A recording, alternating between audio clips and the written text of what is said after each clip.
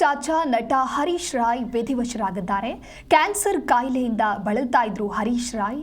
ಕಿದ್ವಾಯಿ ಆಸ್ಪತ್ರೆಯಲ್ಲಿ ಇವರು ಚಿಕಿತ್ಸೆಯನ್ನ ಪಡೆದುಕೊಳ್ತಾ ಇದ್ರು. ಆದರೆ ಚಿಕಿತ್ಸೆ ಫಲಕಾರಿಯಾಗದೆ ನಟ ಹರೀಶ್ ರಾಯ್ ನಿಧನ ಹೊಂದಿದ್ದಾರೆ. ಕೆಜಿಎಫ್ ಸೇರಿದಂತೆ ಹಲವು ಚಿತ್ರಗಳಲ್ಲಿ ಹರೀಶ್ ನಟನೆಯನ್ನ ಮಾಡಿದ್ರು. ಕ್ಯಾನ್ಸರ್ ಕಾಯಿಲೆಯಿಂದ ಇವರು ಬಳಲ್ತಾ ಇದ್ರು. ಆದರೆ ಚಿಕಿತ್ಸೆ ಫಲಕಾರಿಯಾಗದೆ ನಟ ಹರೀಶ್ ರಾಯ್ ನಿಧನ ಹೊಂದಿದ್ದಾರೆ ಅನ್ನೋದಾಗಿ ಮಾಹಿತಿ ಇದೆ. ಕೆಜಿಎಫ್ ಸೇರಿ ಹಲವು ಚಿತ್ರಗಳಲ್ಲಿ ನಟ ಹರೀಶ್ ನಟಿಸಿದ್ರು, ಅಭಿನಯವನ್ನ ಮಾಡಿದ್ರು. ತಮ್ಮದೇ ಆದ ಅಭಿನಯದಿಂದ ಅಪಾರ ಅಭಿಮಾನಿಗಳನ್ನ ಗಳಿಸಿದ್ರು. ಕೆಜಿಎಫ್ ಚಾಚಾ ನಟ ಹರೀಶ್ ರಾಯ್ ಸದ್ಯ ವಿಧಿವಶರಾಗಿದ್ದಾರೆ. ಕಿದ್ವಾಯಿ ಆಸ್ಪತ್ರೆಯಲ್ಲಿ ಚಿಕಿತ್ಸೆಯನ್ನ ಪಡೆದುಕೊಳ್ತಾ ಇದ್ರು. ಆದರೆ ಚಿಕಿತ್ಸೆ ಫಲಕಾರಿಯಾಗದೆ ಸಾವನ್ನಪ್ಪಿದ್ದಾರೆ. ಕೆಜಿಎಫ್ ಚಾಚಾ ನಟ ಹರೀಶ್ ರಾಯ್ ಕನ್ನಡ ಚಿತ್ರರಂಗದ ಖ್ಯಾತ ಕಲಾವಿದರು.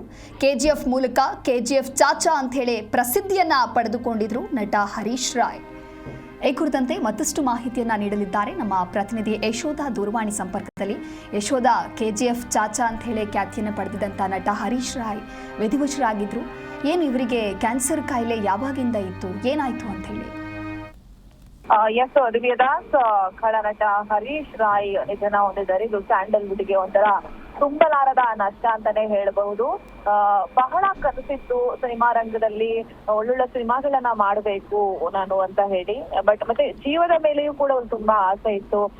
ಆಸ್ಪತ್ರೆ ದಾಖಲಾಗುವಂತ ಸಂದರ್ಭದಲ್ಲಿ ಮತ್ತೆ ನಾನು ಫಿನಿಕ್ಸ್ ಮತ್ತೆ ಎದ್ದು ಬರ್ತೀನಿ, ಮತ್ತೆ ನಾನು ಕೆಲಸ ಶುರು ಮಾಡ್ತೀನಿ ಅಂತ ಹೇಳ್ಕೊಂಡು ಆಸ್ಪತ್ರೆಗೆ ಟ್ರೀಟ್ಮೆಂಟ್ ಗೆ ಹೋದಂತಹ ಹರೀಶ್ ರಾಯ್ ಅವರು ಇವತ್ತು ವಿಧಿವಶರಾಗಿದ್ದಾರೆ. ಕ್ಯಾನ್ಸರ್ ನಿಂದ ಬಳಲ್ತಾ ಇದ್ರು.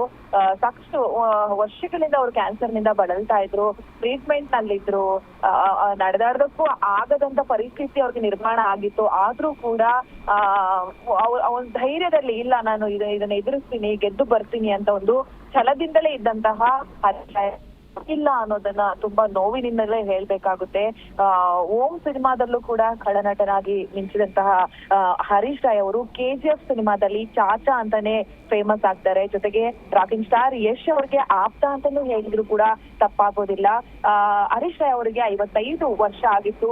ಜೋಡಿ ಹಕ್ಕಿ ಆಗಿರ್ಬೋದು, ಚಕ್ರವರ್ತಿ ಆಗಿರ್ಬೋದು, ಕಾಶಿ, ಸಂಜು ಗೀತ, ನಲ್ಲ, ತಾಯವ್ವ ಸೇರಿದಂತೆ ಅನೇಕ ಸಿನಿಮಾಗಳಲ್ಲಿ ನಟಿಸೋ ಮೂಲಕ ಸೈ ಅನಿಸ್ಕೊಂಡಂತಹ ಜನಪ್ರಿಯ ನಟ ಅಂತಾನೆ ಹೇಳ್ಬಹುದು. ಗಮನಿಸಬಹುದು, ಇವ್ರಿಗೆ ಯಾವಾಗ ಅವರ ಆರೋಗ್ಯದಲ್ಲಿ ಏರುಪೇರಾಯ್ತೋ ಆ ಸಂದರ್ಭದಲ್ಲಿ ಸ್ಯಾಂಡಲ್ವುಡ್ ನ ಸಾಕಷ್ಟು ಕಲಾವಿದರು ಮುಂದೆ ಬಂದು ಅವರಿಗೆ ಧನ ಸಹಾಯವನ್ನ ಮಾಡಿದ್ರು.